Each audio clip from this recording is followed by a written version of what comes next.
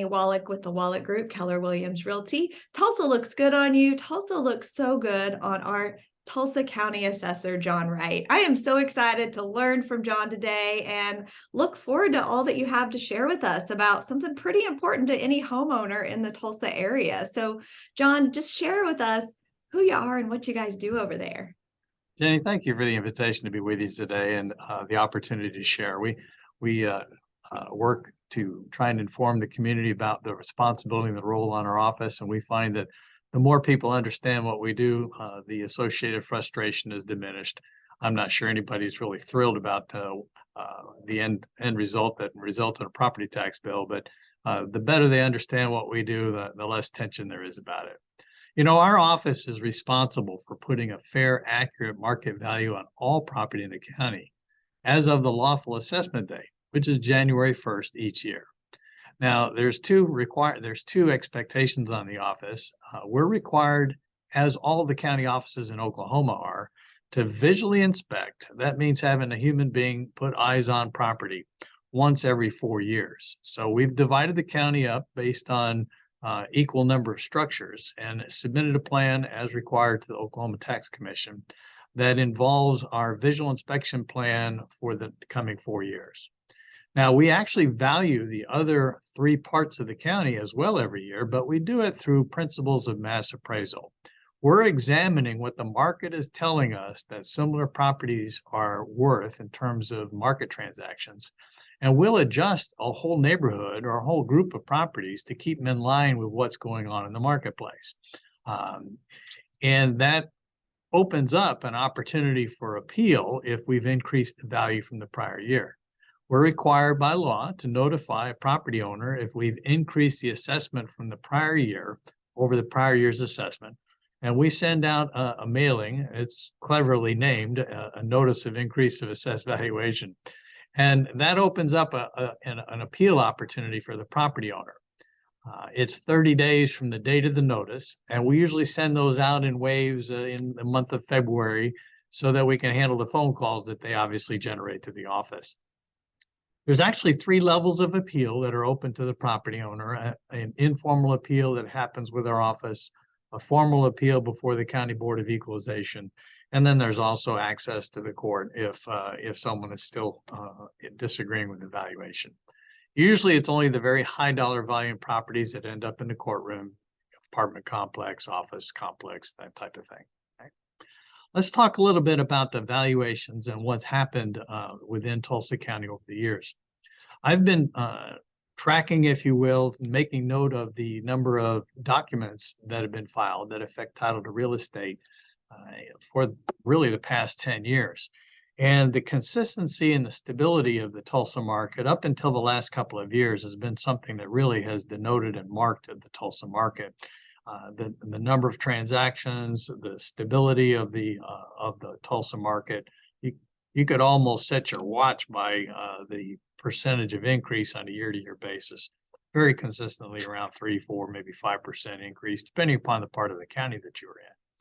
However, the last 2 years, as we chatted briefly earlier, you noted that the market's been on fire, multiple offers on individual properties and people being very competitive.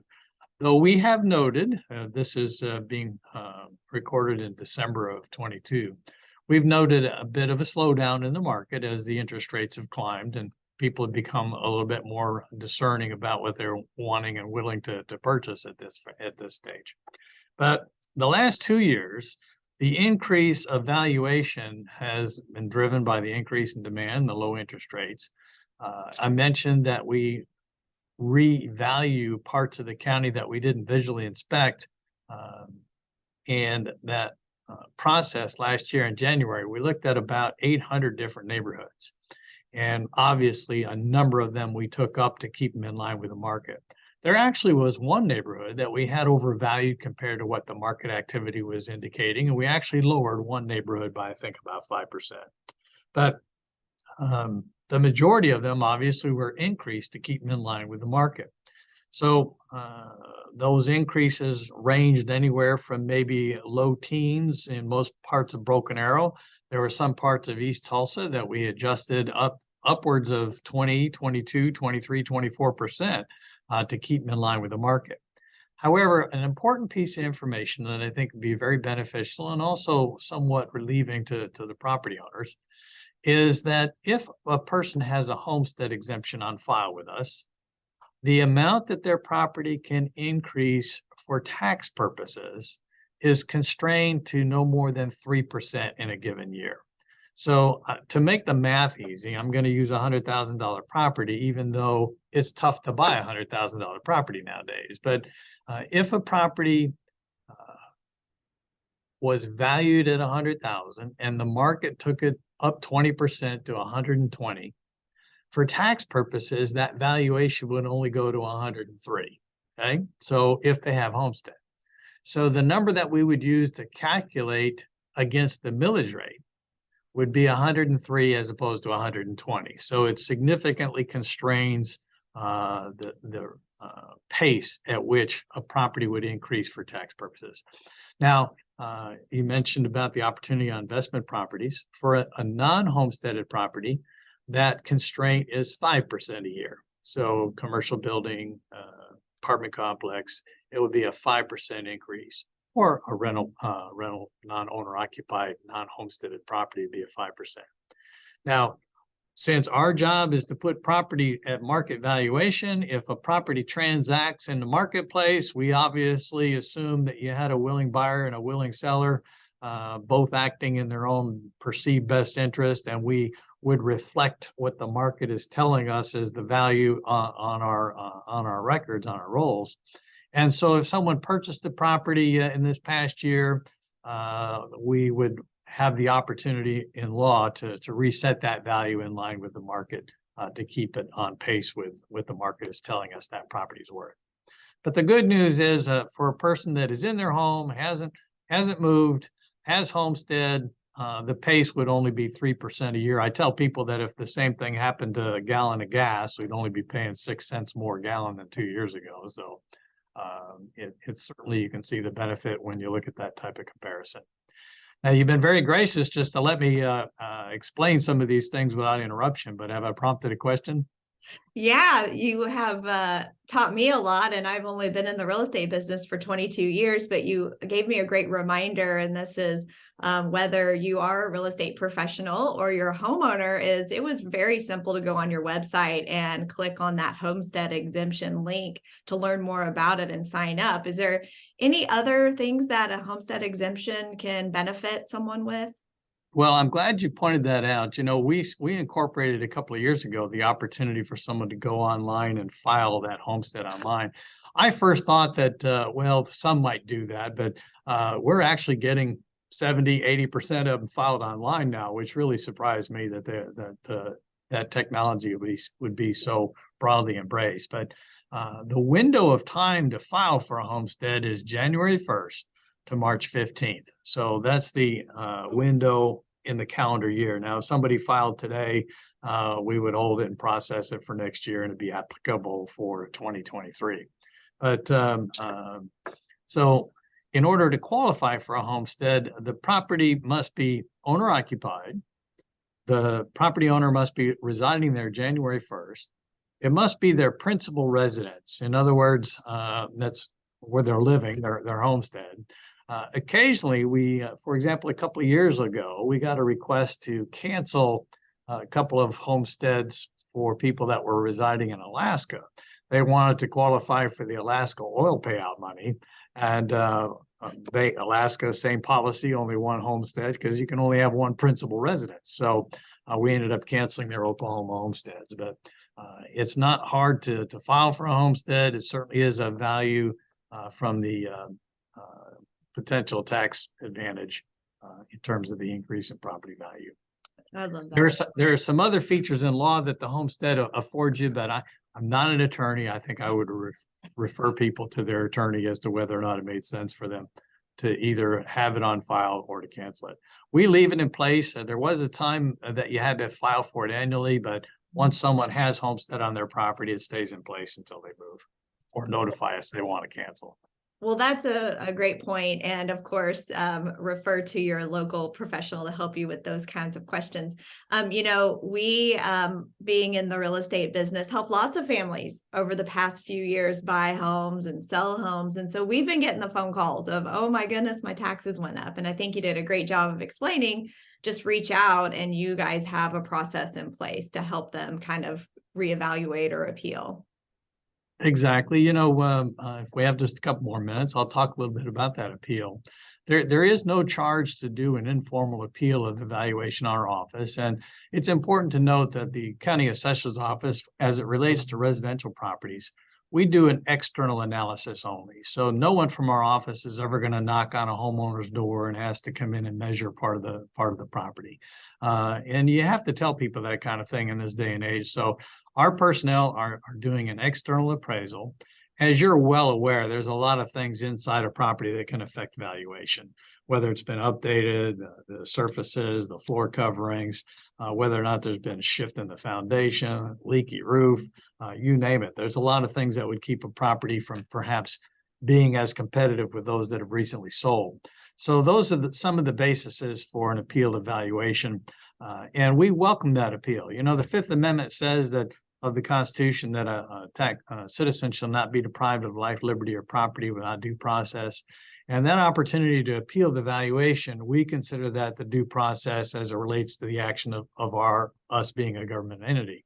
And if someone feels that our valuation is incorrect, we welcome that discussion. Again, the informal appeal usually happens in our office. It can be done by law over the phone. Following that decision, there's a fresh opportunity before the County Board of Equalization. That's a 3-member board. One's appointed by the district judge, one's appointed by the county commissioners, one's appointed by the tax commission. And they sit as a separate independent hearing panel, as separate from our office, so that the citizen has a chance of a fresh set of eyes at the valuation. And that usually works where, the property owner would get a chance to explain what they feel is the proper value for the property. We obviously would explain to the board how we arrived at our conclusion. The board usually asks several clarifying questions and then they make a decision. But again, that's subject to a third level of appeal in the courtroom.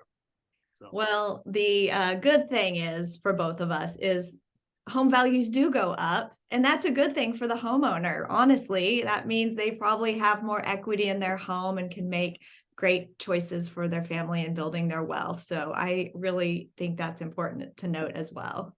Jenny, that's very accurate. If somebody was purchasing stocks, they'd want it to go up. If they had other investments, they'd want them to increase in value. As it relates to their property, though, because of the potential implications on property taxes, there's always a concern.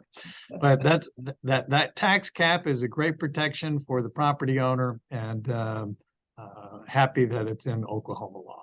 I think the state of Texas is a 10% threshold per year, so you can see quite the advantage and the contrast that Oklahoma property owners have by that constraint.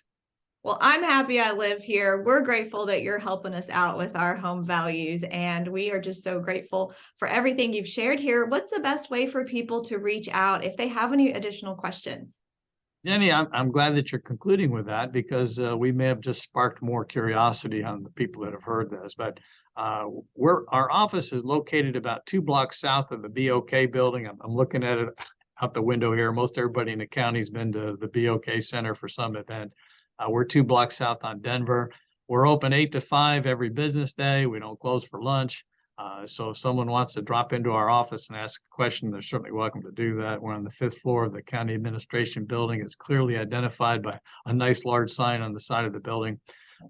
However, they're welcome to give us a call. 596-5100 is the main number, 596-5100. A lot of the answers to some of the questions can be found just by going on our assessor website, and that can be located easiest by just using your favorite search engine and typing in Tulsa County Assessor, and you'll connect with our website. There's a lot of great information on there. Frequently asked questions that the answers to many of the things that people are concerned about are freely available on the website. We have about 83 people in the office serving the public. We're here to answer questions, help people understand what we do. It is also important to note that we don't set the tax rate. That's set by votes of the people, county excise board, state legislature. Our one and only job is come up with an accurate market value. If someone decides to list their property with you tomorrow and sell, what is the right number that should transact at? We're supposed to be within 10% of that accurate number. So if the number is 200,000, we should be at least 180, but no more than, what would that be? 240? So 40, yep. yeah. You So, got it. I usually use the $100,000 home Yeah. for the easy math. So I anyway, do the same. I do the same thing. Well, I have been so honored to get to learn from you today, and I know everyone else will be as well. So thank you so much for your time, and we appreciate you. Jennie, you're quite welcome. Thank you. Thank you.